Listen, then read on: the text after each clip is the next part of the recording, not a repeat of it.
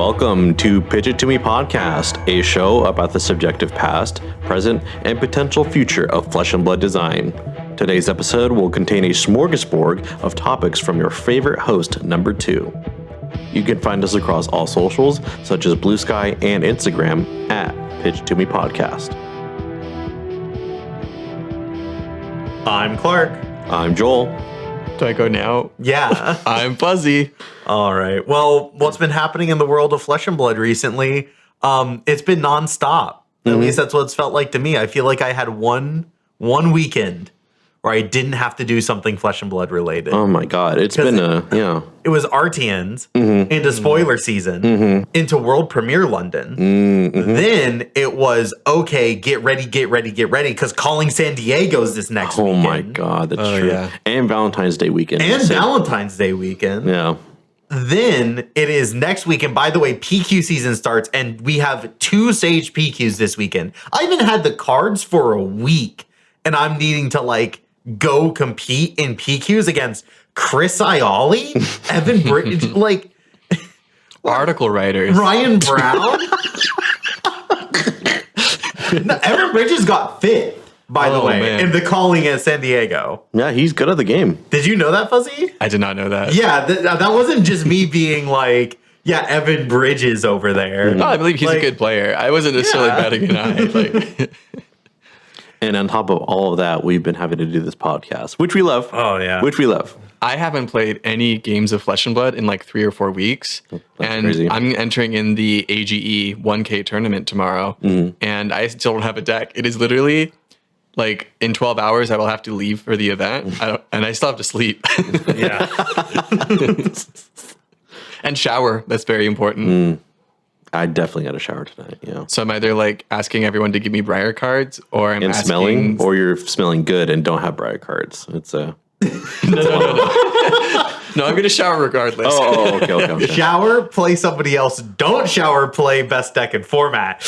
I mean... No, it's just more whether my generous friends can help me find cards, or maybe I'll borrow. I mean, I've heard that's a strat in Magic the Gathering. You just don't take care of yourself for 6 months on end, and then you go to a tournament. It's like this biowarfare. Yeah, exactly. Biowarfare. Right? That's what you're talking about. Yeah, absolutely. I thought you mean you smell so much that your opponent can't focus, right? Yeah. Is that not where you were going? That is what I was going with it, yeah. Biowarfare is just a funny word. All right. Well, question of the week.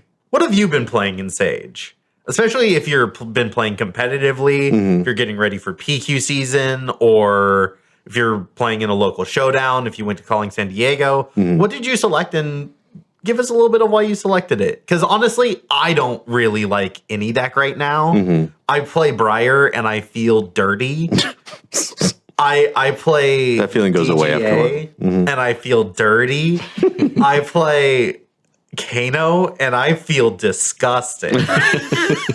I mean, it's just no good at all. And then I play the decks that I actually enjoy playing, and I'm I don't love these in Sage. So I'm looking. Convince me. Why should I play your deck in Sage? Or if you're feeling similar to Clark, where the meta just feels like there's no good answer or no way to feel good about yourself in playing this meta. Talk about decks that you think people are sleeping on since Compendium of Wraith came out. I think Florian and Viserai. Right now, Briar's just the Rune Blade. Yeah. But they're there. They're using the same cards, basically. A lot of them. Yeah. I was even looking at Florian could have an Earth Fuse build that could be really cool. Throwing in... Is this time for Explosive Growth Florian? I think it could be. I love Explosive Growth, bro. Wacky. All right.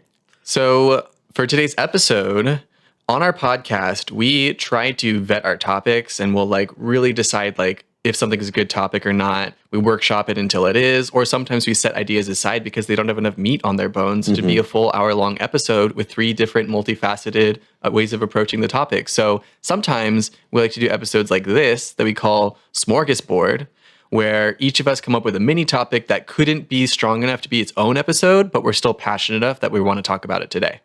Yeah. So this week, Joel's going to lead us off in Red Pitch talking about this Sage Incubator idea that he's been having. I'm going to go through what makes a card cheap versus expensive in yellow pitch. And in blue pitch, Fuzzy is going to be talking about sportsmanship. Oh, Yeah. So let's go ahead and jump into red pitch with Joel, spelled Johl. thank you, Clark. So for red pitch today, I want to talk about this idea that I had while scrambling for a topic. And I'll start off with the definition and the inspiration. So in the olden days of Flesh and Blood, back in like Monarch, Tales of Arya days, the very first supplemental set, Crucible of War, released young-only heroes that for a while, LSS explicitly said they would not be making adult heroes. And we've talked about this before on the podcast, especially when Heavy Hitters came out. So I'm not going to go on too much about it, yada, yada, yada. Fast forward today, most, if not all, young-only heroes got their adult counterparts, some of which are like kind of that version. Like we're talking about Zen versus Benji, Dash.io versus Datadol. Like there are some iterations that are just different from the original hero. Yeah. And a lot of the times it isn't just creating an adult version of that hero power, right? Mm-hmm. We've had now 2 KOs. Yes. KO Berserker run, but that archetype was never going to ever be CC playable. Yeah. So they gave completely different abilities to KO, but they still gave an adult KO. Yes. Good point. Yeah. Most of them, I think, have a completely different hero ability from their young-only counterparts. So that's inspiration number 1. Number 2, Verdance and Florian, their young versions actually have different quests in their hero ability than their adult counterparts. Mm-hmm. The young versions require 4 Earth cards and Banish, while their CC counterparts require 8. This is the first time they've done something like that where it's the same exact hero, but different hero ability for the young and old versions. Because they're meant for different formats. Exactly. 20 life, you don't have as much time to decompose all those cards. You need to get to your hero ability faster. Mm-hmm. Well, I'd say it's the same hero ability, but with a modification for CC versus, right? If we look at like the KO, young to KO adult of KO Berserker run to versus just KO, or KO Armed and Dangerous, that is a situation where like they very much just straight up changed the entire hero ability. Yes. This is more like it's the same hero ability, but we've made a modification to it to make it young or adult playable. Exactly. To work better into the format. Right, because you're not going to get to 8 cards and Banish in a 20 life format. Not going to happen. Sorry. Especially with Rootbound Carapace gone. And then 4 is simply online way too soon. It's a foregone conclusion that they'll get 4 cards and Banish very early on in the game for CC, where you're going to have a lot of turns. And this was such an interesting design. I really enjoyed what they did with this, even if they did end up scrapping Blitz, which is, I feel like, what made that smaller requirement for the hero ability compelling. That's inspiration number 2. Inspiration number 3, Sage, or Silver Age, is instituting its first community voting rotation, or any community involvement at all that directly affects the game, where the community vote 3 heroes to rotate out of the Silver Age format, in addition to, I think, 1 LSS-sponsored rotation. And this is a really interesting mechanic to me, because anytime you involve the community, no offense, I think it opens yourself up to a lot of unforeseen consequences. Like, we don't know how it's going to go. I think everyone more or less has a good idea of like who's getting rotated, but like the logistics of it and how public perception is going to handle that, I think it's a very interesting time in Flesh and Blood, and I'm really excited to see where this initiative specifically could spill over into other areas of Flesh and Blood. Now, you know the inspiration behind the episode. Here's my proposal that is more than likely going straight into the communal trash can at LSS headquarters.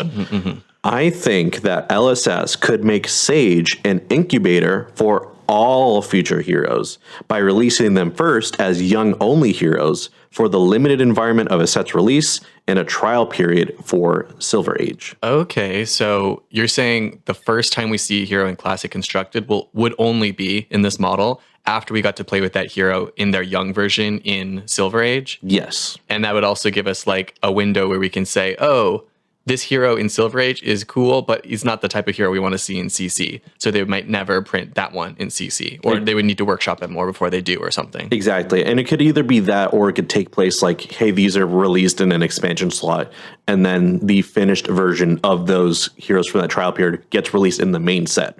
It gives you like some say in what happens in the main set, even if what your direct feedback doesn't influence that specific hero design, it maybe turned into a completely different hero. And then that young version only is like, I don't know, like a relic, I would say.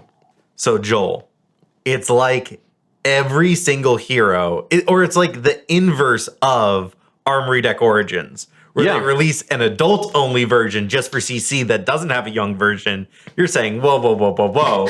Let's release a young-only version. And then if we still like it, okay, now you can have an adult version of the hero. Yeah, because like an adult-only hero is very permanent. You have to get it right away. And I feel like that's a lot of pressure on LSS to make these Armory Deck Origins, which are really interesting products. So before we get too much into the nitty-gritty about how this would take place, I want to ask you guys a question. Is there a hero that you would have changed if you had a say about what their adult hero release would look like? I think the easiest low-hanging fruit would be like Bravo Star of the show.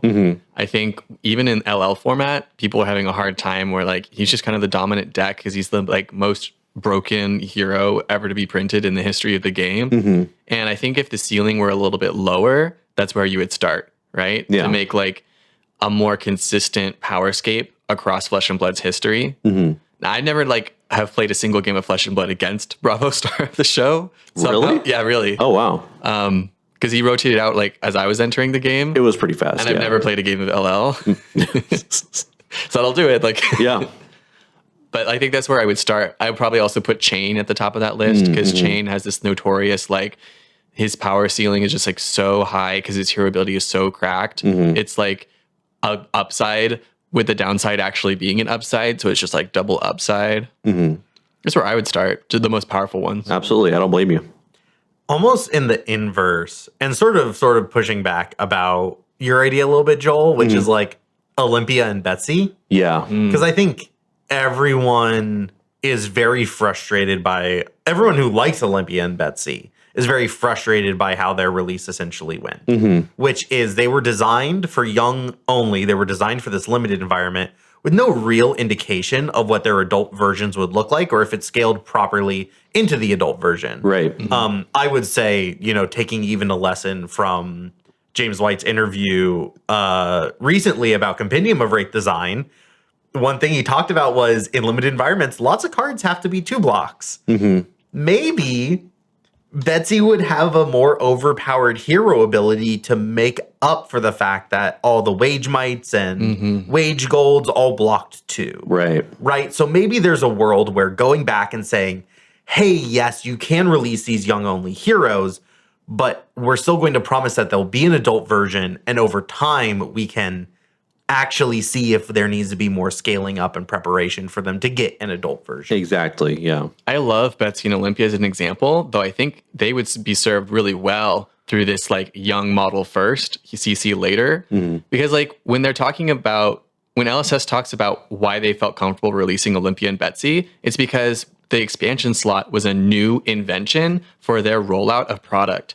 And they were thinking that in this new world they're living in, that they could release a hero that doesn't quite have all the support it needs to be a full strategy, but they can use the expansion slot to develop those ideas later. In my opinion, I think LSS realized after release, they just don't give a fuck about these heroes, and they gave themselves homework that they don't plan on actually completing. But if they had released the heroes as young only earlier, and then with the implication of them doing their homework. Exactly. But then it's up to them. Either they do their homework and then they release the hero once it has the support, or they decide not to and they can leave it on the back burner for indefinitely, and they won't have a half-baked hero in the game for people to attach onto as much as they would with a young hero. And I love your guys' answers because they're so different, but they sort of harken to the same issues that we're seeing in their development cycle. And that's sort of the point of the open question, right? I feel like everyone has a hallmark moment of, I need to buy a ticket to New Zealand and talk some sense into James White. You know, there's always that hero that evokes that emotion. And I think that's exactly why this concept could be a really interesting way, at least like maybe like for a year, right? It is really wonky though, because like when you look at Flesh and Blood, CC is the big format that everybody wants to play. So like why are we releasing heroes and not releasing them into the premier format that everybody plays in this game? Well, hold on. You kind of answered the question, right? The only way you can play these heroes is in Sage. It brings people to the game. I think it would piss off a lot of people. Maybe. I mean, to be fair, I think the Flesh and Blood community is at the point where, like, I think LSS is mostly just gonna miss with whatever decision they choose. Yeah, I feel like LSS could donate $1 million to a charity, and some percentage of people will be like, this could go to the prize pool of the organized play. Yeah, it's like, it's like a virtue signal. yeah, exactly. So it's a weird scope. I do kind of agree that like there's a little bit of not bearing the lead, but like taking the hype away from Classic Constructed, being the main format of the game, being like, oh, here's how the main format is about to radically change with the entrance of these 4 heroes, these 3 heroes. And there would still be a large piece of that, but it would only be within a select pool of stuff that we kind of already know, right? This is also making an assumption for a lot of heroes. I'm not saying every hero, because like I think Olivia, Betsy are like clear examples that LSS has pointed to. I think the inability for them to really like print the new adult Benji, the new adult Dash IO, or sorry, Data Doll. I think those are clear examples of where LSS has had this issue of like bringing designs from a 20 health format to a 40 health format or vice versa. Right. But I do think that there's an assumption being made of like, well, the reason why this hero that I like sucks is because they were designed for limited. Right. And I think a lot of players just kind of make that excuse and then they blame limited formats. And then it's like, no, buddy, like there's other things going on with this hero and their design that makes them not top tier. Absolutely. And I want to kind of push a bit more on that point, because I'm sure at this point you're shaking your fist angrily at your phone while listening to the podcast and you're saying, Joel, how can you measure a hero's power based on its access to commons and rares only?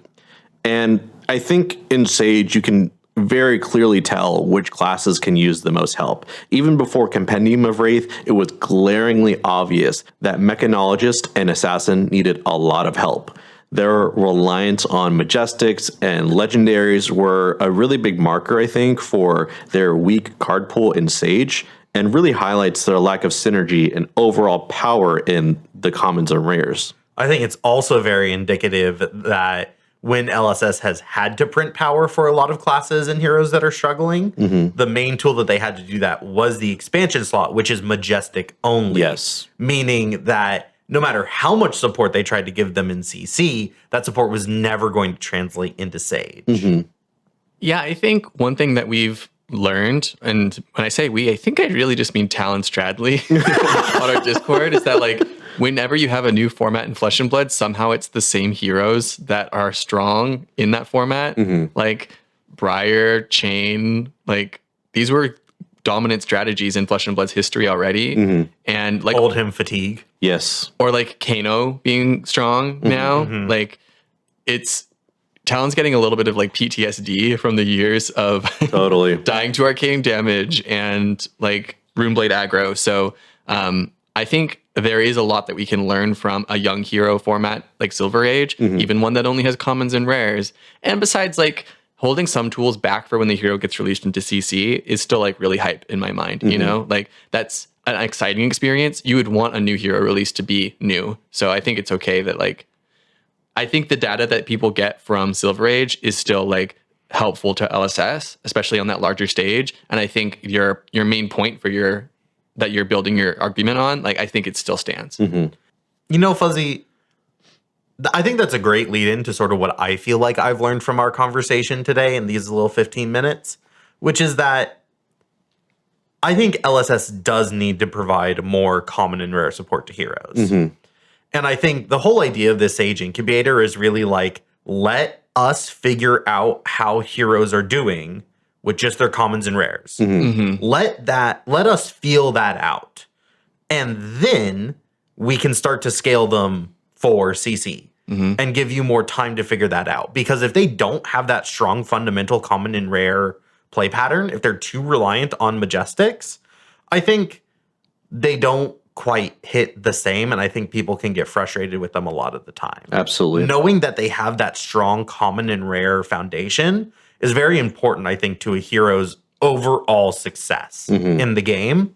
And if Sage is going to be a big premier format, I don't really know if they can be releasing heroes that are like going to be fine in CC, but unplayable in Sage because they're too reliant on these Majestics. Right. I don't know if that's a viable print strategy anymore. Sure. So definitely LSS, big lesson. Find a way of printing more commons and rares for heroes that aren't showing up in sets. Absolutely. Yeah, print heroes that can do their thing in Silver Age and then see if they can deserve to have their Majestics in Sync below. Wait, that's so funny. That's why I made sure to get it. I believed in it.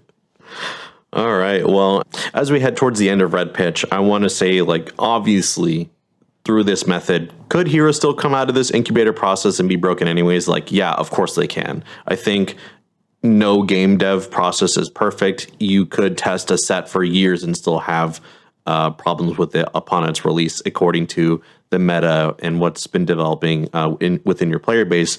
But I think involving the community in a small way gives them a little bit more buy-in. And I think, like we've talked about already, I think making things synergistic from the ground up versus top down is just an interesting experiment. So I don't know. Think about it. Leave some comments about if you think I'm crazy or if I'm cooking a little bit. But I've yapped quite enough. So I'm actually going to pass the pitch off to Clark to talk about card costs. Thank you, Joel. For Yellow Pitch, I want to talk about card costs. So a long-term project of mine since about the first year that I started doing this podcast is that I wanted to sort out what design element makes a Flesh and Blood hero a winner. Why is it that some heroes win more than other heroes? And I'm sure that, like, anytime you zoom in enough, there's a very obvious answer. But I don't like doing that. I prefer to see what sort of design trends make for a strong Flesh and Blood deck and makes a hero that can win a calling, win a PT, or whatever the case. But that's really fucking complicated. And I keep running into like all these different ideas and talking to people about these different conceptualizations, and it's really, really hard to figure out. And especially because like what data do you even use to calculate that? Where are the issues with that data? So look, let me, while zooming out, zoom in on what I think one factor that helps make heroes win more. And that is the cost of their cards. You mean like expensive cards are hard to get? No, Fuzzy. I'm not talking about the financial cost of cards. You know, I do not think a deck is exceptionally powerful because they run CNC and Weakest Link and Enlightened Strike and Find All Spring Tunic. Oh, they sound so annoying. No, I'm talking about the number in the upper right-hand corner of the card. The cost that it requires to actively play the card in a game of Flesh and Blood. How many resources does the card cost? Okay. So I did ask this question, and I will ask it now to my two hosts. Question for the class: what makes a card expensive? Like resource cost wise. Yeah. Like what constitutes the card going from cheap to expensive? Like where's the cutoff in general? Yeah. I would say the number of cards required to play a turn compared to your average cost in deck. If that makes sense. No, keep Doesn't. going. Could you expand on it? Yeah, so if your deck is primarily zero cost, I feel like if you have to pitch for a card, that's really expensive. Okay, so like it's something more than the average of your deck? Yes. Okay. So it's very contextual Yeah. to you. Like a 3 cost would be equivalent to a 3 cost in a Guardian deck, which has a lot of blues, would be equivalent to a 0 cost in an Assassin deck, Precisely. where they don't have very many blues. Okay. I'm going to go with a little bit of what I think is a radical here. I think in general, this is going to be so like aggro coded. As soon as it starts costing resources, that card is kind of expensive. I think the number is 1. Wow. That's great. I think there's a huge difference between something that doesn't cost resources and something that costs 1. How many D-Reacts are there in the game that cost more than 0 that people actually play? Very, very few. Like, it doesn't really happen because there's a huge difference between I am pitching something and I am not pitching something. I think even more than the difference from 1 and 3 is the difference between 0 and 1. I think that's a great shout out. For me, I think 0 and 1 costs are low, and 2 costs and above are high. So the reason why I think this is I also asked this to our Discord community, and there's this great response that I got from Luke Gilmore, Prime Frog Online. Frog. Shout out Luke. I believe in Luke's supremacy. I think he is one of the best players. He's also your rival, if I'm not mistaken. Bro's just going to cook me every time. I've officially ceded that he's a better Flesh and Blood player than me. Luke said, if you need a card to play another card, that feels like a quote-unquote high cost. Did you break that one down for me? I think this one just doesn't pass the fuzzy filter for understanding. I think it's exactly what you were saying, Fuzzy. The moment that you need to spend a card to play another card, Okay. it is considered a higher cost. There's a higher cost related to playing that card.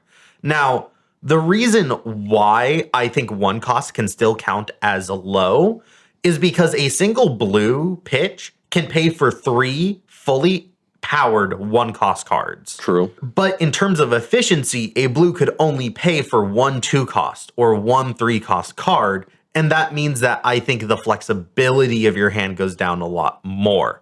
I think 1 costs are also grouped in with low because of the power of Tunic, Vigor, and Frostbites. So Tunics and Vigors both generate a free resource on a turn. And they are at their most powerful when they let you avoid pitching an additional card. It's when they let you pay for that 1 cost, that 4 cost, or that 7 cost marker. Sure. Yeah. That's always when they're at their most powerful.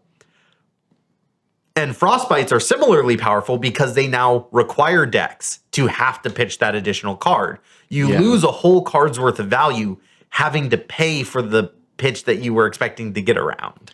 Tunic resources and Frostbites are both cheating. Keep them out of my good old-fashioned Flesh and Blood. Don't you play Tunic decks? Not really, no.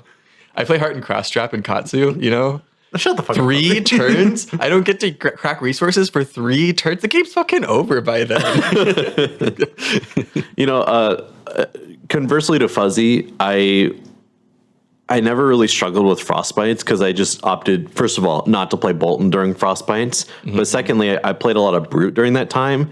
And because I'm pitching so many blues in a turn anyways, like 1 to 2 Frostbites almost didn't matter because those are usually wasted resources in the first place. Yeah, you're pitching blues to play a single 2 cost card. Right. Yeah, you can pay for the 1 Frostbite there, no problem. Yeah, Brute's resource curve is a total mess. We've talked about it on this pod like many a time before. Yeah. Yes. And in fact, I got my inspiration for this pitch did also in part stem from that deck building episode where I talked about resource curves and how important they are to decks functioning. Yeah. I did do some math. Bro, math? Clark doing math for his random small topic? It's more likely than you think.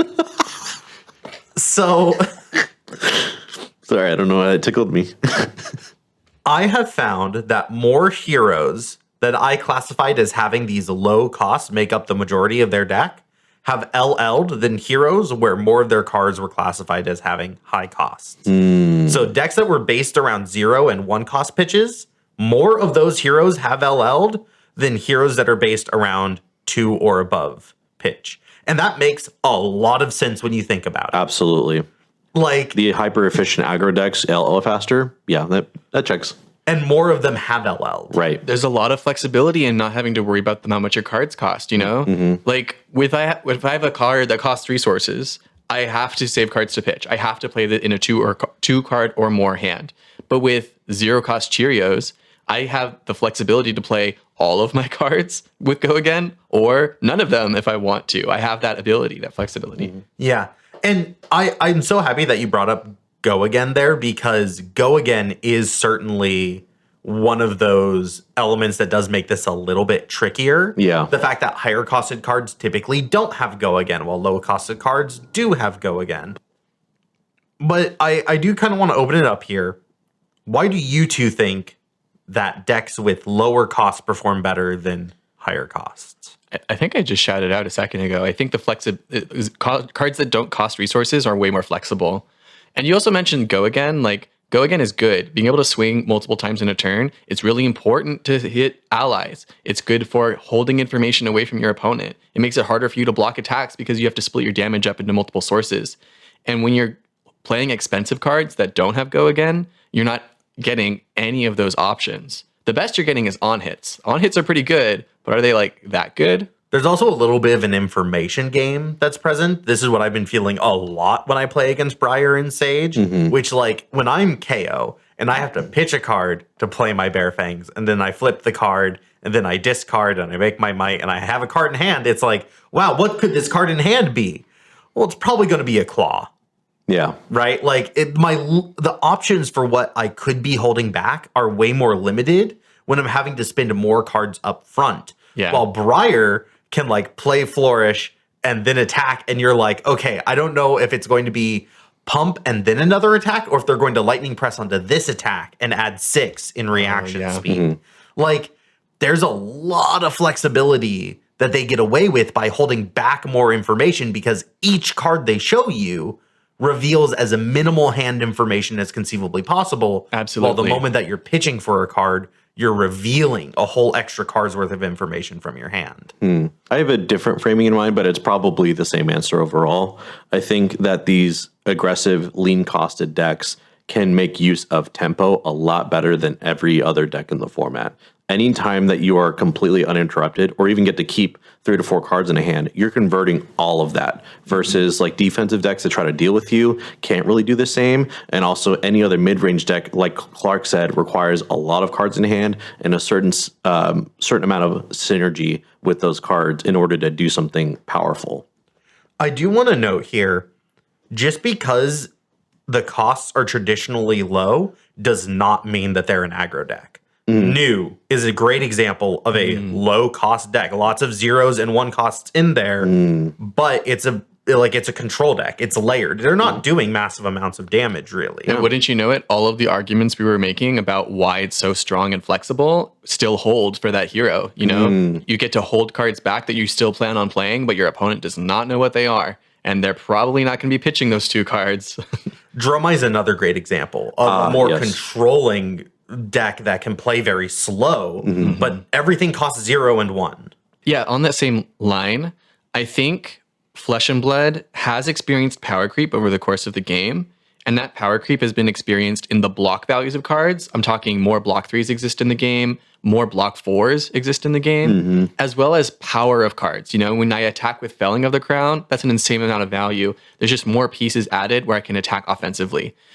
There have been a couple examples of power crept pitch cards, but if I have to use 1 card for pitch and 1 card for pushing forward, the pitching value of the card is probably not changing that much. The math for that card has not really changed over the course of the game. In other words, the 3 resource sources that I get for pitching a blue have not been power crept much over the entire history of the game. And so anytime I pitch a card, even if it's the best card, a blue, every time I pitch a blue, I'm doing a strategy that has not been advanced, numbers that have not been pushed in the history of Flesh and Blood. Interesting. I like that. Thank you so much, Fuzzy. Now at this point, I want to talk about where things get a little bit wonky with this perspective. Yes. And where there's nuance. It's our bread and butter. Damn. The spooky word that comes up every single time Clark has a fucking idea. So, first off, fatigue and the value that's actually generated by the card is really important and actually benefits higher costed things. When I look at the decks that are higher costed and have LL'd and have done very well, a lot of them are defensive control decks. True. It's Old Hymns and Starvos. Admittedly, Starvo could push some pretty strong fucking damage, but it was more about that dominate and landing that disruptive on him. Yes. So I do kind of want to shout that out. I'll shout out to Exaliver, who made that argument in our Discord. Really, really push for this idea of like, well, the numbers on your cards are actually worse when they're all 0 cost and 1 cost. Overall in your deck, those numbers will be lower. We really saw this dichotomy play out in Worlds of, I want to say, 2024, the Enigma versus the Aurora, where the Enigma Fatigue deck was higher costed and was getting more value out of all their cards and their pitch, Whereas the Aurora was spending every single card, getting max value out of every single card, but every single card they played was getting played and therefore getting taken out of deck. Yeah. So there is a fatigue angle here that actually flips it on its head. To add on to what I was saying earlier, the value of adding an extra card into your deck is part of the value you get past the 3 points of resources when you pitch a blue. And that has always been in the game, and it is a strength that's there. And it's still, as we saw in Worlds last year, a viable strategy. Perhaps they should not be power creeping pitch cards. Yeah. And then next, I do want to mention the contextual perspective of really, is 3 that expensive for Guardian? No, it's kind of the cheapest shit that Guardian can be playing, you know? When I made this post on Blue Sky, that was kind of the dominant thought process. Specifically, I want to shout out Olin and a BIOS update. Go listen to our episode last week if you want to hear us talk about cards with good old BIOS. Shout out to both of them who responded on our Blue Sky talking about how important the context truly is for a deck. 3 cost when you're playing a redline deck is inconceivable. That is not simply a card that they can really run. Or if you don't have enough blues to feed that, it just goes away. Like there's no relevancy to having the blue there. So I think that it is still something that needs to be considered. It's something that I think messes with my calculations and how I consider the math. And for that reason, I'm going to ignore it for this framework. But it is sort of the counterpoint to it. If I was doing a research paper, this is something I would mention and then say, look, this is a perfectly valid way of looking at this issue. We just chose not to do it. Yeah. I mean, to complete the thought, you got to ignore some shit that just flips it on its head. Yeah, you got to take something to its conclusion to really let it breathe as a concept. Yeah. And then finally, mixed decks. What about decks that run a lot of low-cost cards and high-cost cards as an important part of their game plan? I'm thinking Riptide. Lots of zero-cost arrows, lots of zero-cost defense reactions, but then Riptide does have to have blue so that he can load and throw his big 2-cost arrows. Mixed deck. Ira. Yes, everything is very low to the ground, but you need lots of blues to throw your Kodachis, and then because you have these blues, actually it's really good that you can run things like Command and Conquer, Erase Face, Weakest Link. So there ends up being a lot of these 2 costs as a core element of the deck. Yeah, Ira in particular has a very flexible cost curve because when you have the resources, throw some Kodachis. If you have just as many as you need, then you're not pitching to Kodachis. And then there's Gravy Bones, who I think is like the ultimate mixed bag, where you need to be pitching 4 to play Chum, but most of the cards that you're actually like playing, like your Golden Tipples, or all your, Loot the Holds and your Vasties, those are all 0 cost, 1 cost. So lots of cheap things, lots of very expensive things in the deck. So they're mixed. Are they one? Are they the other? Are they both? Are they neither? I think we need to look into other factors to understand why these decks are winning or losing more. And then there's weird decks like Florian, who has had a very wide range of options where if you look at the pitch stacking version, they are reducing as many pitch cards as conceivably possible to play really hyper efficient rune chant stacking cards. Or you can look at the mid-range version where everything costs 2 or more. And then that super cool Chanamot Heroic build where it's just Cheerios, baby. It's all Cheerios, except for that 3 cost you have to play. Is that mixed enough? Interesting. And then, of course, we still had Plow Under and Felling of the Crown. Yeah. And then there's decks like Vincent. Vincent has high costs, but is never pitching anything because everything that is high costed is all supposed to be reduced by creating rune chants, which are all these low cost cards. Is Vincent a low cost deck or is it a high cost deck because it says 3 in the upper right? I don't know. Or RKO, once again. RKO is almost the inverse of Vincent, where RKO has these expensive cards, but he's making vigors so that he can throw them for free. And then he has these 0 cost cards, which he wants to keep cards to pitch so that he can make a vigor. What are you? Are you cheap? Are you expensive? What are you doing? The answer is he's doing both at the exact same time. It's just a fucking weird ass deck. You make him sound so fun. RKO is fun. It's also, hold up, let me just run every single D-React Fiddler's Sigil. I'm just going to block, in game life. So he's also weird. Weird decks. Weird decks with weird cost curves. It looks like you don't have any more notes. I am out of notes because I kind of wanted to end on that. I wanted to end on, look, there's still a lot of nuance to this conversation. I'm interested in hearing other people's thoughts. If other people can sort of cast some aspersions on sort of the topics that we've talked about here, because I think the deeper I understand some of these factors, the easier it is going to be for me to create that, like, here's the one number to apply to your Flesh and Blood deck to see if it'll win games. Which is, I guess, the ultimate value here, right? It's Moneyball. I'm trying to Moneyball Flesh and Blood. I'll be honest here. I just want to Moneyball Flesh and Blood. That's actually so It's funny. like, this deck gets on base. That's hilarious. How do I get top 8 at every event but never win? This deck gets on base, bro. That's crazy. Snatch, Fuzzy? Snatch gets on base. Hell yeah, it does.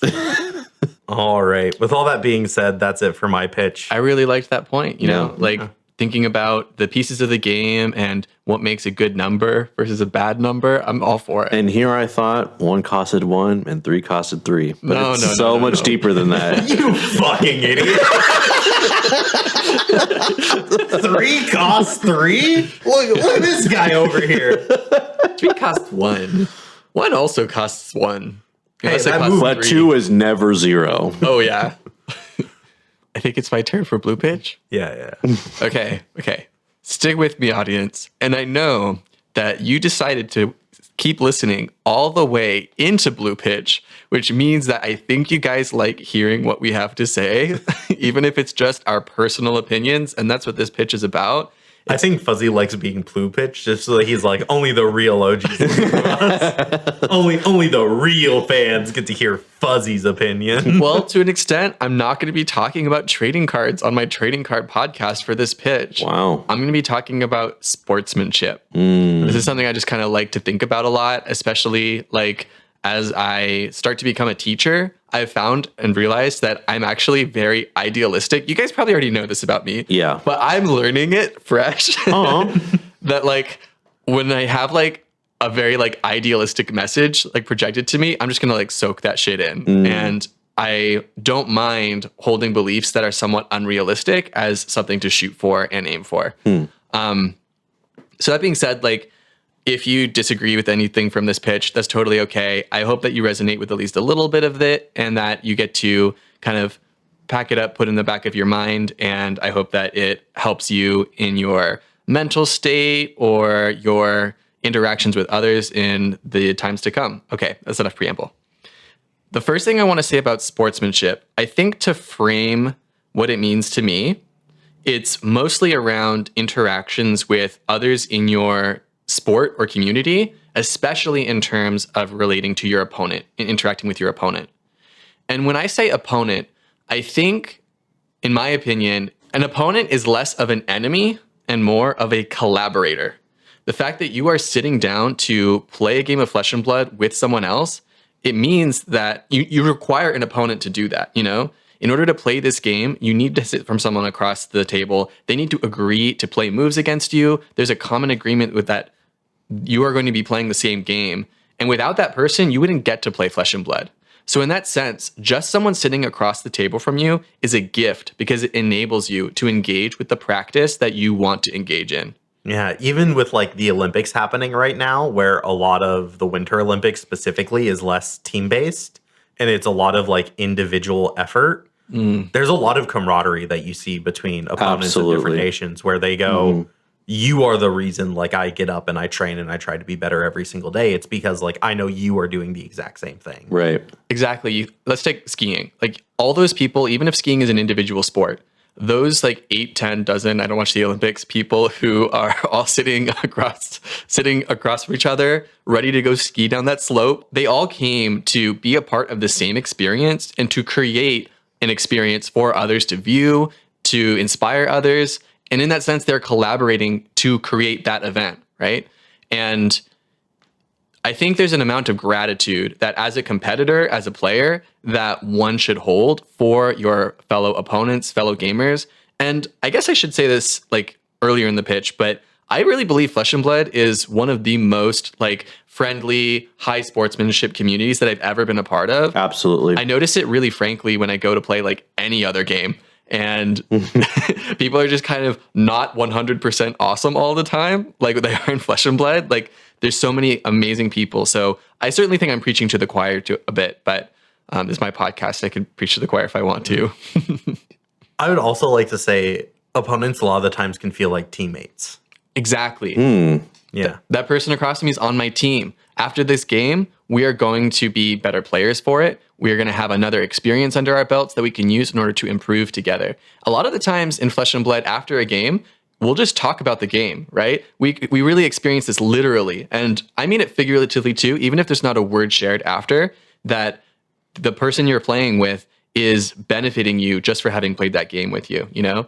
But yeah, like in Flesh and Blood, lots of collaboration after. We'll talk about plays. We'll say, hey, like, could we run back to this line? I thought it was really interesting and I wanted to hear your thoughts on what was going on. And maybe that's just you processing that really complicated play line and getting another shot at it. But in Flesh and Blood, there's not only a need for that, but a willingness to take part. Mm-hmm. I want to bring up the word ritual because when we talk about a game, I think people often see it as very oppositional. And I just want to like really dive in on that concept of collaboration. And I wanted to go into like my anthropology background where like it really feels like there's a magic that comes from the interactions between two people creating a unique experience. In Flesh and Blood, every game is unique. You don't get to play the same game of Flesh and Blood twice. But at the same time, there's a shared camaraderie that comes from going through a set pool of actions, going through the same things that other people have gone through. And I brought up a definition like from Google that talks about the social cohesion aspect of rituals. It says that through shared experiences, rituals reinforce common values and beliefs, they strengthen social bonds and relationships, and they create a sense of belonging among community members. And I hope you guys would agree that as we play Flesh and Blood, it instills all of those qualities in us. Again, Winter Olympics I'm sort of bringing in here, but one thing that in a way, I'm also sort of not very poignant. I know. But hockey has a very interesting ritual around fights. Oh, yeah. Where like fights are expected. Mm-hmm. They are, but also there's like so many social norms around fights that have had to be codified into the rules. Wow. But like people do know that like, all right, fight's about to happen. Like this is what happened. And there's like not exactly like bad feelings at the end of a fight, provided that all those rituals were sort of carried out with. Mm-hmm. Similarly, when you sit down to play a game of Flesh and Blood, there is a certain ritual to the beginning. You ask the opponent, hey, how's your day been? How's your tournament been going? Where are you in from? Yeah. Do you like your deck? Do you like the hero that you're playing? How has the season been going for you? Mm-hmm. You know, hey, do you want to grab food after this? After the game, it's what do you think about this play line, that play line, the way that you play out the game? There's a lot of basic social rituals that actually get embedded into every action that you end up taking. And you don't always notice it until you sit across from someone who doesn't do those things. That's so true. I would argue that even if you come across a player who's very stoic, that you're still forming a connection with that player that's going to leave an impression on both of you going forward. Even like I'll have my very stoic moments sometimes when I'm playing. I think part of it for me is I tend to be the type of player that would rather play 100 shallow games than like really dive deep into 10. And that's something that like with Flesh and Blood, you kind of have to dive deep sometimes. I have my own like spiel about that, but sometimes I just want to play the game and continue.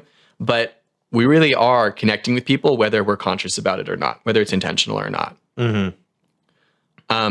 So that kind of brings me to the golden rule quote.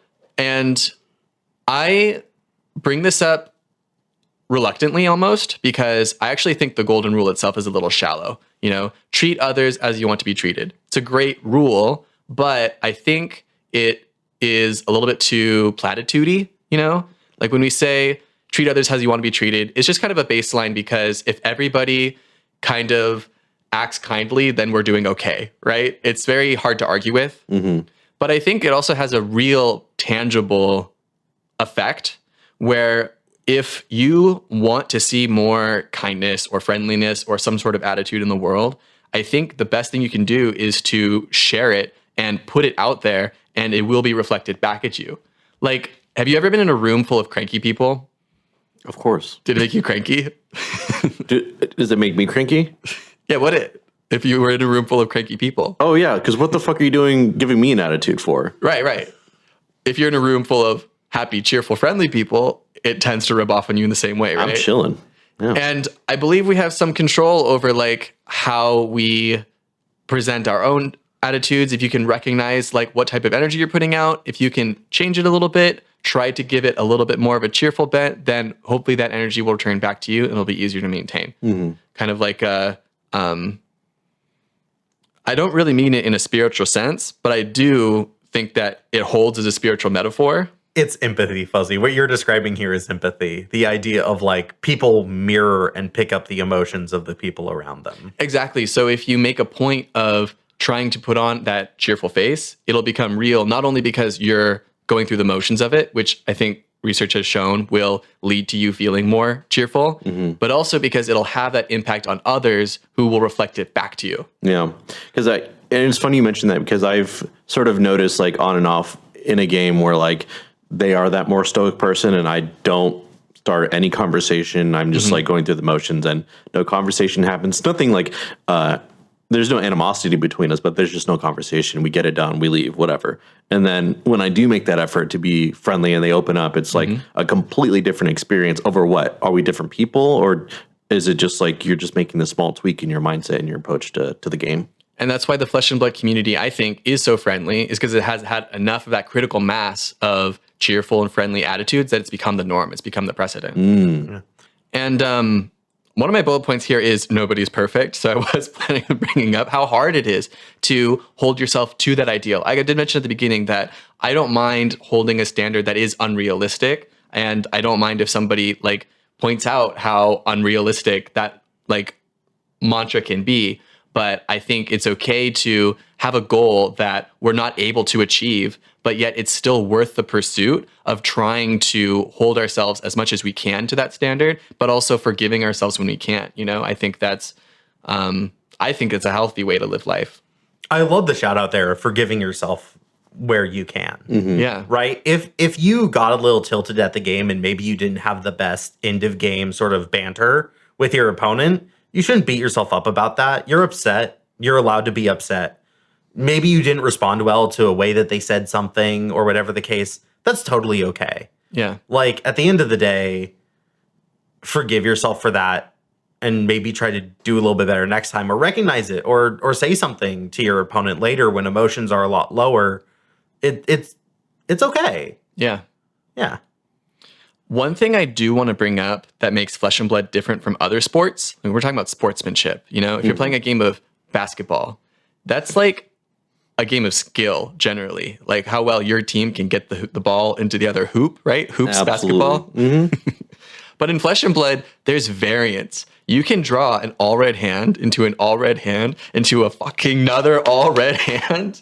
And it's like, it's tilting. It gets you like amped up. In our testing the other day, me and Joel shared the look because in our testing the other day, I drew 4 reds into 4 reds into 3 reds and a yellow. And I said, I'm going to concede here. Yeah, and one of those reds opted 2 more reds to the bottom, by the way. It was... And because Flesh and Blood is not 100% a game of skill, but it is like mostly a game of skill, it sits in an interesting position where like that variance can really screw you over, but yet we still feel inclined to take it to heart, take it personally. Like this is a reflection of me as a player, especially when it feels like the really good players don't seem to be having lots of all red hands into me all red on hands. every single fucking armory. I want to give a shout out actually to my fellow host, Clark, who posted an article on our Patreon lately. There you go. And he was debriefing the experiences that he had in RTN season, where he had some really shitty variants, you know, and he was trying to come to grips with it. And one of the things that you mentioned in your article, Clark, spoiler alert, is how you were reflecting on another player, a pro player, I think Charles Dunn in your story, having very similar luck to a situation that you had earlier in the event, but he seemed to have a different outcome in the game. No, actually, it was he had very, very good luck in the one game that I got to watch. But there was something telling in the fact that he had the good luck in the final RTN of the season. And I had seen him at other RTNs that I had gone to as well. That he didn't top 8 in. Like, very obviously, there were tournaments where he was on the same deck, probably playing a very similar list. Because when I asked him afterwards, I'm like, what list are you on? And he goes, my world's winning list. And I'm like, oh, he's been playing the same list this entire time. Why is he only just now making it to the finals in the final RTN of the season? Because he probably had some bad luck in other earlier tournaments. Yeah, and you made the note that it's the way that we process variance and internalize the options that we did have available to us. That might be one of the reasons why a pro player has better quote unquote luck than other players, which I thought was really poignant. So I wanted to give a shout out for that. Thank you. It's super relevant. My last point that I want to bring up before I close my pitch is that I really think that everything I brought up now today extends not just to Flesh and Blood, but to like literally every interaction you have with any person ever. And like when I'm driving on the freeway and so I see somebody like cut me off or make a dumb mistake, I literally try to train myself like that person is a collaborator in the experience that is us driving to work together. And they might be making a mistake, but as my teammate, it's not my job to judge them for the mistake and get angry at them. It's not going to make them play driving any better. Oh, you are so much of a better person than I am. I am so evil in traffic. I'm like, fuck you for merging over. I have 2 stages. I have the stage where I'm very angry. Towards the end of it, I start doing Italian hands. And then when I get just a little bit angrier than that, I turn into their cheerleader. Aw. I go, come on, buddy. You can do it. You can use your signal. I believe in you. I just do a lot of driving in LA, and that is definitely it's the worst version of myself. Absolutely. I just try to get into the headspace like we're in it together. We're all going to get through this together. We're all having a very shitty time because every single one of us here is driving in LA traffic. There's no way any of us is having a good time. In that same vein, this comedian who I don't know whose fucking name it is, but they were talking about something very similar and how they just perceive other people as different versions of you. Oh, that means just he's a little older and he's driving slow. Or that means having trouble at the checkout line. And I don't think it helps me in traffic at all, but I think in other areas of my life absolutely makes sense. Like, you're just another human. And I think there's a self-serving aspect to being like Clark said, empathetic towards other people and trying to maintain that positive attitude, because I think it does come back around. We're all in this world together. And we gotta fucking start connecting to people because this country is falling apart, man. If we can't connect with our fellow man, it's gonna go bad. It's gonna continue to go bad. We can't all move to Canada. Yeah.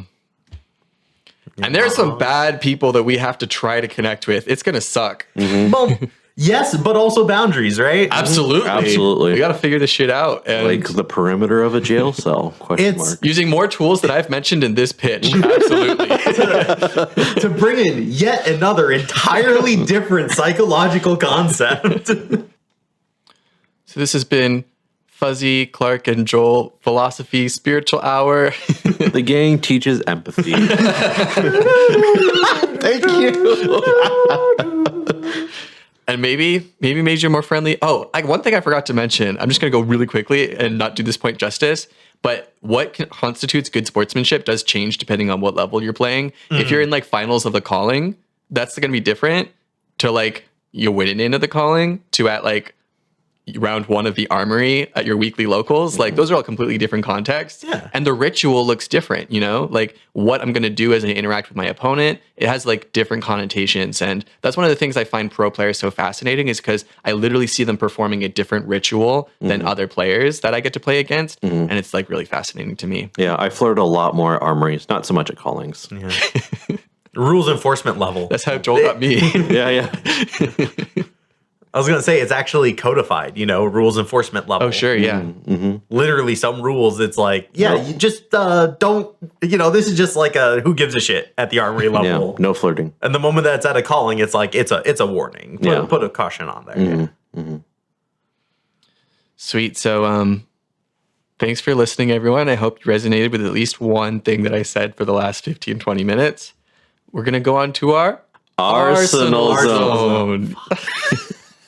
It's the Arsenal Zone, which is the moment of our pod where we all shout out a card that we've been thinking about lately for whatever reason we want. That's the Arsenal Zone. That's what we do in the Arsenal Zone. Yeah, well, actually, what we do in the Arsenal Zone is... No, we shout out a card for whatever reason we want. That's the Arsenal Zone. And as I was saying, we also start with a patron we do every single time. Yeah, Fuzzy, you didn't read the bit right, did you? It's in the fucking notes, man. We're a little too goofy today. Yeah. I hope this works. I hope that people aren't just annoyed. Yeah. I think as long as the editor cuts correctly, it'll work out. And for this week's patron at our $5 or higher tier, we have none other than two-time Long Beach visitor, Mulvey. He used to live in this area. That's so funny. He's not here now.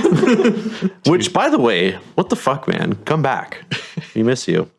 But Mulvane shouted out a long time ago. Back in November. That's great. That was last year. He shouted out Art of Dragon Scale. Does anyone know what that card is? Art of the Dragon Scale is a color locked red 1 cost, 5 attack, 3 block, ninja attack action card that says, when this attacks, if it's draconic, it gets the following on hit. When this hits a hero, put a -1 counter on an equipment they control. Then, if that equipment has 0 block value, destroy it. Thank you, Clark.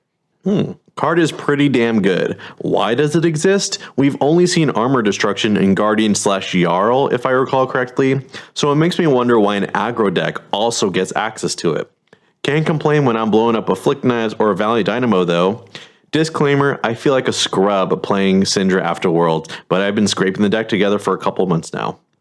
Mulvane, do I have news for you? This card is a direct reference to a Majestic printed in Uprising called Liquefy that is also a draconic card. It's an attack reaction that destroys equipment. That's why this card exists, because they want another shot at it. Liquefy is so bad. I think he was talking about why do they get access to such a good card, because the previous version was terrible. Nobody played it. And I feel like every Syndra from its inception has this card in the background for Fleek Knives or other annoying pieces of equipment. Not Valiant Dynamo. Do not use it against Valiant Dynamo. That's just cringe, if you ask me. I liked this whole cycle of cards that get a bonus if they turn draconic. I think it's cool design space. Was definitely disappointed at the time to learn that nothing in this set could be used for Katsu, really, but that's also not entirely true because the dagger support, he can run daggers if you really wanted to. I mean, it is a ninja attack action. It is legal to run in Katsu, absolutely. So just small disclaimer there. Yeah, how much does Katsu like 1 for 5s? Yeah. No, I mean... There are so many, I did not need this one. It does not do anything other than be a 1 for 5. Well, at any rate, Mulvane, thank you so much for the shout out. Good trip down memory lane. Yeah, good to see your name pop up again. Absolutely. And this goes to show you, we keep every single suggestion. So even if you don't make new suggestions, which we hope that you do, we'll get to yours at some point. And thanks for sharing. Yeah. Now for our hosts, Fuzzy. Yeah, I have not played much Flesh and Blood at all in the last month. Wah, wah. And I have decided I'm just going to try my darndest to go to the AGE tomorrow. Darndiddiest? Yeah, my darndiddiest. And I'm looking through my collection, looking for Briar cards because I love Briar. It's canon on this podcast. And Briar's one of the best decks in this format. So naturally I should play Briar. Even though I don't actually feel that passionate about playing her, but I feel like I should, you know? And I'm going to enjoy that if it happens. So I'm looking through my collection and I can't find red Bramble Spark. Oh no. All I have is blue and yellow Bramble Spark. No way! Yellow Bramble Spark is my shout out card today. And I brought a copy to sign and give to each of you. Here you go. Thank you, Fuzzy. Clark is so disappointed in yellow Bramble Spark. Yeah, thanks, Fuzzy. You're welcome, Clark. What does Bramble Spark do again? Bramble Spark is a 0 cost elemental rune blade non-attack action that blocks for 2. The yellow pitches for 2. It is Earth Fusion, so when you cast Bramble Spark, you may reveal an Earth card from your hand, and the next attack action card you play gains when you attack with this, deal 1 arcane damage to target hero, any target hero. Sometimes you would target yourself with this card back in the day, remember? It was wild. And if Bramble Spark was fused, the next attack action card also gets +2 power because this is yellow. So it gives +2. And this card has Go Again. Yeah. I really like this as those 0 for 3 that can be a 0 for 4 non-attack action cards. It's more like the 0 for 1 that could be for 4. Because the Arcane you always get, but the Pump is the fuse part. Isn't it the other way around? Nope. I like this card especially with explosive growth because it turns on that +1 ability to all of your attacks in addition to the buff, which may buff your other attacks more. Who knows? Yeah, those cards I feel like were meant to be played together. Absolutely. They were, and then they never were. Yeah. Why did it have to cost 1, man? So sad. But yeah, solid card. What do you got, Clark? You want to give that another go? No, I was pretty good. I'm pretty happy with it. Card that I am shouting out today is Sigil of Suffering, because I have been growing to really, really dislike this card. It was already kind of getting on my shit list back when Aurora was using it, and I would not be surprised if you dig through our episodes during Aurora's tenure as best deck in format, where Sigil of Suffering ended up finding its way into Clark Grant. But Sigil of Suffering is a 0-cost Runeblade defense reaction that blocks for 3 that says deal 1 arcane damage to the attacking hero. If you've dealt arcane damage this way, this gains +1 defense. So this could be a 0 for 5 defense reaction. Which is very frustrating. And what I've really disliked is how in Briar this just fucking wins games. It pisses me off so much. It is, once again, the Aurora thing of I'm going to have as little arcane damage as conceivably possible, but the moment that any arcane damage comes through, you're not going to be able to stop it. Yeah. And it's really fucking frustrating. And I don't like decks that can just win by drawing a card in their hand. I think this feels like the worst version of the hand trap. Like, people were already pissed off about how, like, Fearless Confrontation could make it so that you don't actually kill an ally. This is almost more frustrating to me of just they drew it. Okay, guess I lose. Regardless, this kind of design is really frustrating, and I'm surprised that this made it through their D-React cleansing. Yeah, I agree this card is strong, and I wouldn't blame LSS for banning it from Silver Age. Yeah. And that's Wait, Joel, you still need to go. Wow. Yeah, I do. I do need to go, actually. The card that I want to shout out today is Hunter or Hunted with a question mark at the end. Yo, I love Assassin D-Reacts. I love it when they put punctuation in my cards. This Hunter or Hunted is the majestic blue pitch, 3-cost, 4-block assassin defense reaction that says, when this defends, name a card. The attacking hero reveals the top card of their deck. If it's the named card, banish it. Search their hand, deck, and arsenal for up to 3 cards with that name and banish them. Then they shuffle. It also has the contract keyword. While this is defending, you are contracted to banish opponent's cards with the chosen name. Whenever you complete the contract, create a silver token. And I want to shout this card out because I've been testing a lot on Talishar lately, and I think I've been increasingly more okay with this card being a thing. It just feels like this is the mini game that I have to work around in the matchup against specifically Arachne Huntsman.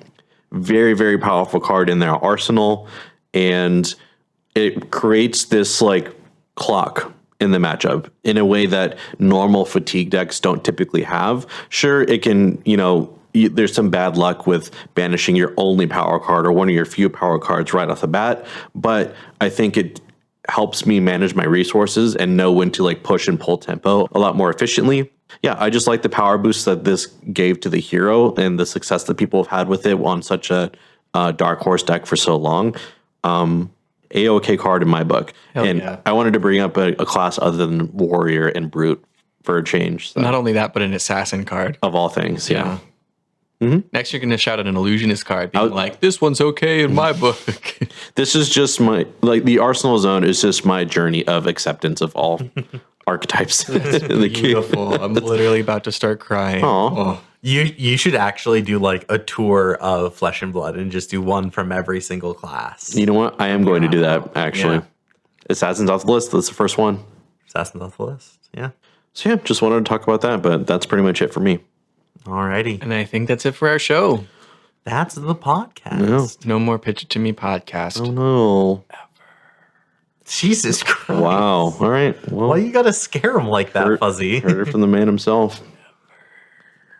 And listeners, as you're finishing up this episode, don't forget to jump in the comments and tell us how have you been enjoying playing Sage competitively. And then I also asked, what are some decks that we've been sleeping on? Because you know the top decks and you know that they're good. What about the decks we don't know about? Tell us about that. Yeah, what's been carving up your armories? Is it Lexi? Lexi? I heard Lexi. Lexi's cool. Yeah. Yeah, Lexi's interesting. And while you're playing Sage and you're thinking about these cards and you're just so obsessed with these new designs, maybe sign up for our Patreon at the $5 or higher tier so that you can talk about it in the Arsenal Zone. And we've also been accepting voice submissions, which has been kind of fun to listen to. So lots of stuff for you to do. Yeah, we still randomly select. You know, if you do a voice submission, it's not like it's gonna go up in our priority, but the more of them there are, the more likely it is that we're gonna get some more voice messages. Absolutely. And we're very grateful to everyone who's joined our Patreon so far. Really, anyone who listens to our show. We're just so full of gratitude. Yeah. All right.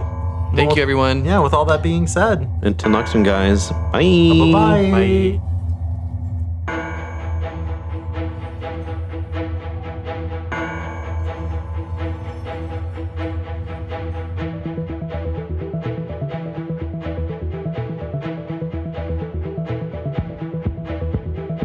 Pitch It To Me podcast is hosted by Joel Recinos, Clark Moore, and Fuzzy Delp. Our executive producer is Talon Stradley. Our logistics coordinator is John Farkas. Music is produced by Dillon Hulse. Logo is designed by Han V. And our sound mixing is done by Christopher Moore. Last but not least, thank you, the listener, for taking the time to listen to our podcast. Be sure to give us a follow on your favorite social media platform at Pitch It To Me podcast.